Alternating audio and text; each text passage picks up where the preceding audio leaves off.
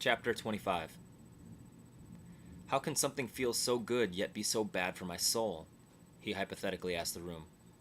I shrunk back into my seat and thought about how I asked myself the same questions hundreds of times. It's not illegal, it won't crash my car or steal food from my table, I won't lose my job or get killed. I fly it under the flag of fun, of two adults simply getting together to please one another, a victimless crime. And it would be, if I didn't have such ulterior motives. Sticking my cock in them and bringing them to orgasm would be fine if it didn't require more. If I wasn't so compelled to turn their cold glances into eyelash-winking infatuation. I need to know that the charm is working, that it still works. I need to know that this moment could potentially progress from a one-night stand into giving up the right side of my bed and a place for an overnight toothbrush. I would have laughed at saying that if my last relationship of years wasn't born out of a one-night stand.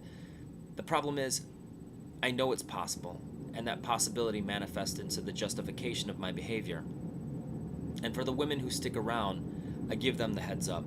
I tell them that I'm a mess. I tell them that I am emotionally unavailable. I explain in more detail than they would probably care to hear.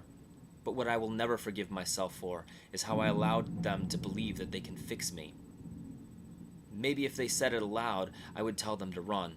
Run far away and never look back. Forget my name and move on to someone more stable. Someone with a healthier vision of intimacy. But they don't. So I don't. And it's my loophole. So I pick lint out of their hair. I tease them with my lips. I kiss the tip of their nose and joke about how they heat up my bed. I kiss them long and hard. I kiss them like I love them. I kiss them so long and so well they forget we're about to have sex. I want them to lose themselves with me, in me. I kiss them like my only job is to make them feel that this is worth their time, so they leave with a smile, not a regret. I want them to smile and believe it, because I know how good the exhale feels. The feeling that makes you rethink your future, and that I could one day be a father to your children. I want you to believe that, even if it's not true. Because despite my flaws and shortcomings, genetics and history, I want you to leave with an ideal, a dream of what could be, a perfect moment.